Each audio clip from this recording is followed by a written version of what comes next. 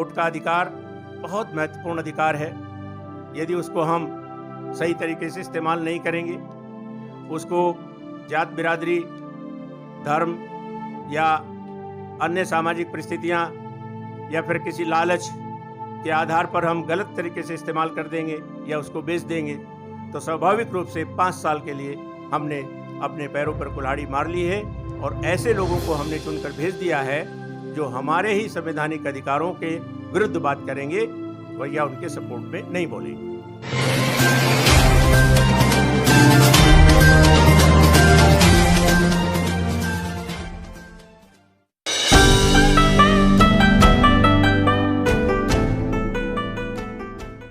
हम प्राय collegium system में जो व्यवस्था दी गई है वो ऐसी नहीं है जो किसी भी प्रकार से हमारा संख्यात्मक भागीदारी को सुनिश्चित कर सके।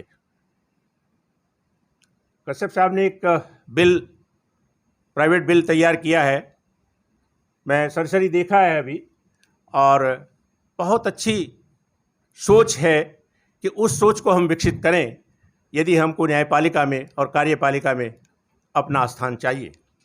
हम किस प्रकार से अपने अधिकारों को प्राप्त करें। हमारे जनप्रतिनिधि जितने चुनकर जा रहे हैं, क्या वो हमारे संवैधानिक अधिकारों की रक्षा कर रहे हैं, इस पर भी ध्यान दें। भले ही हमारे जनप्रतिनिधियों के ऊपर पार्टी का संविधान दल बदल विधेयक के रूप में एक तलवार की तरह लटका रहता है और वो एक सुर में न बोलकर केवल सामंतवादी व्यवस्था, यानी जो पार्टी में एक व्यक्ति उसका मुखिया है, जो वो कह रहा है उसकी हाँ में हाँ मिलाते हैं, इस पर भी ध्यान देना होगा। हमें ऐसे प्रतिनिधि चुनकर भेजने चाहिए जो अपनी बात कहने में डरे नहीं, भले ही उनकी विधायक की जो स्थिति है या उनकी सांसद की जो स्थिति है उस पर कोई आंच आए, लेकिन बोलने की स्वतंत्रता जब उसको है तो उसको बोलना चाहिए और इकट्ठे होकर बोलना चाहिए। तो कोई सूरत नहीं है कि पार्टी में उसकी बात न मानी जाए। परंतु आप देखते हैं कि हमारे प्रतिनिधि वहाँ चुनकर जाते हैं और वो अपनी बात उस तरह से नहीं कह पाते जिस तरह से वो हमको हमारा वोट ले जाकर या हमको आश्वासन देकर वहाँ जाते हैं। इसलिए आम जन को इस बारे में भी जागृत करना होगा कि वो ऐसे प्रतिनिधि चुने, अपने ही वर्ग से ऐसे प्रतिनिधि चुने जो उनकी बात को निडर रूप से बिना किसी खोप या किसी दबाव के कह सके। वोट का अधिकार बहुत महत्वपूर्ण अधिकार है। यदि उसको हम सही तरीके से इस्तेमाल नहीं करेंगे, उसको जात बिरादरी, धर्म या अन्य सामाजिक परिस्थितियां या फिर किसी लालच के आधार पर हम गलत तरीके से इस्तेमाल कर देंगे या उसको बेच देंगे, तो स्वाभाविक रूप से 5 साल के लिए हमने अपने पैरों पर कुल्हाड़ी मार ली है और ऐसे लोगों को हमने चुनकर भेज दिया है जो हमारे ही संवैधानिक अधिकारों के विरुद्ध बात करेंगे या उनके सपोर्ट में नहीं बोलेंगे। इसलिए वोट का अधिकार की जो एक वोट के अधिकार की जो एक महत्व है वो भी हमें आमजन को समझाना होगा और आमजन को उस बारे में जागृत करना होगा कि अपने ही समाज के लोगों को वोट देकर वहाँ पर विधायिका में भेजें ताकि वो लोग हमारे अधिकारों की रक्षा कर सकें। न्यायपालिका में निसंदेह बहुत अच्छे लोग भी हैं, लेकिन वर्तमान परिवेश यही प्रदर्शित कर रहा है कि जिस प्रकार से कुलीन तंत्र के लोग न्यायपालिका में आ रहे हैं, तो वो स्वाभाविक रूप से एक डिस्क्रिशन, जो एक विवेक की जो बात आती है, जो एक जज को होता है, उस विवेक को वो हमेशा अपने सजातीय वर्ग के पक्ष में ही देने की बात करते हैं। संविधान के विरुद्ध न जाकर एक विवेक को इस्तेमाल करते हुए कुछ ऐसी बातें कर दी जाती हैं जो हमारे अधिकारों को नष्ट करती हैं या उनको कम करती हैं।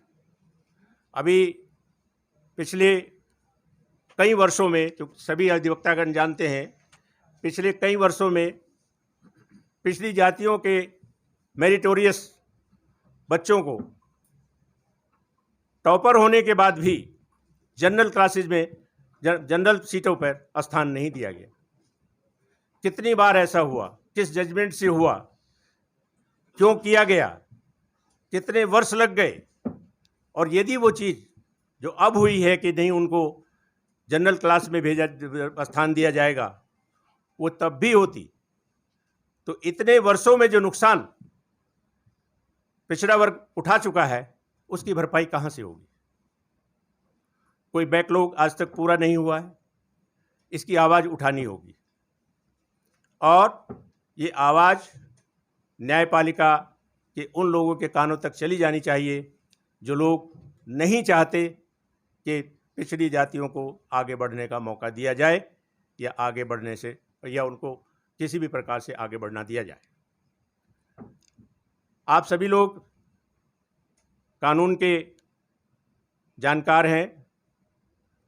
हम कानून पढ़ते हैं, जहाँ देखते हैं कि जज ने यहाँ अपना विवेक इस्तेमाल करते हुए कुछ बेईमानी की है, तो हम कुछ करने की स्थिति में नहीं होते हैं।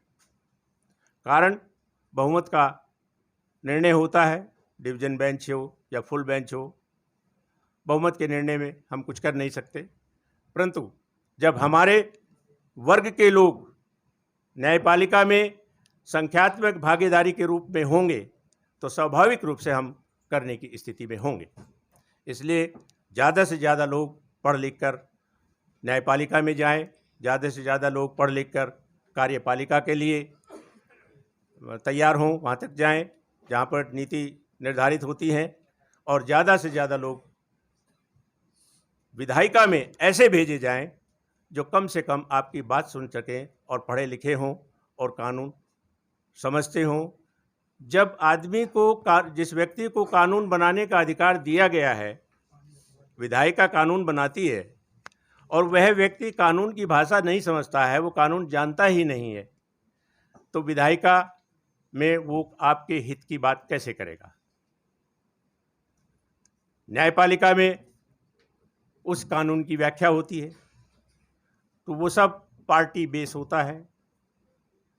पार्टी के मुखिया जो चाहते हैं, जिस प्रकार की रणनीति वो बनाना चाहते हैं किसी भी कानून को पास कराने के लिए, वो बना लेते हैं, और हमारे विधायक या हमारे सांसद उसी पार्टी के होने के नाते पार्टी के विरुद्ध न जाने की डर से या दल बदल विरोधी कानून के डर से अपनी बात कहने में सफल नहीं हो पाते हैं। तो ये चीज़ें कुछ ऐसी हैं जिन पर हमें ध्यान देना होगा। न्यायपालिका और लोकतंत्र, न्यायपालिका लोकतंत्र स्थापित करने में सक्षम हो सकती है और होनी चाहिए। इसलिए कॉलेजियम सिस्टम खत्म होना चाहिए, और जो सिस्टम पहले से था वही होना चाहिए, और संख्यात्मक भागीदारी सुनिश्चित की जानी चाहिए। इन्हीं मुद्दों पर हम बात करते हुए अपने मुहिम को आगे बढ़ाते रहें। मैं बहुत ज़्यादा न कहते हुए बस इतना ही कहना चाहूँगा कि जजेज लोग को ज़्यादा बोल नहीं पाते हैं, सुनते ज़्यादा हैं। इसलिए मैं अपनी बात इसी बात पर समाप्त करता हूँ कि हम सबको एकत्रित होकर अपनी आवाज़ उठानी चाहिए और एक सुर में बोलना चाहिए। अभी एक मुहिम सोशल रिवॉल्यूशन अलायंस का चला है, जिसमें सामाजिक न्याय पर कार्य करने वाले जितने भी संगठन हैं उनको एकत्रित करने का प्रयास हम लोग कर रहे हैं, और सब लोग एकत्रित होकर सामाजिक न्याय की बात करें। इस मुहिम को हम आगे बढ़ाएंगे, और वो संगठन जो उसके सदस्य होंगे वो अपने संगठन का अलग अस्तित्व रखते हुए भी अपने कार्यक्रम करते रहेंगे। तो ऐसे संगठनों की जब एक एसआरए के रूप में, सोशल रिवॉल्यूशन अलायंस के रूप में जब आवाज़ उठेगी, तो उसका असर अलग से होगा। इन्हीं शब्दों के साथ मैं आप सभी का आभार प्रकट करता हूं कि मुझे आपने यहाँ बुलाकर आपको संबोधित करने का अवसर दिया।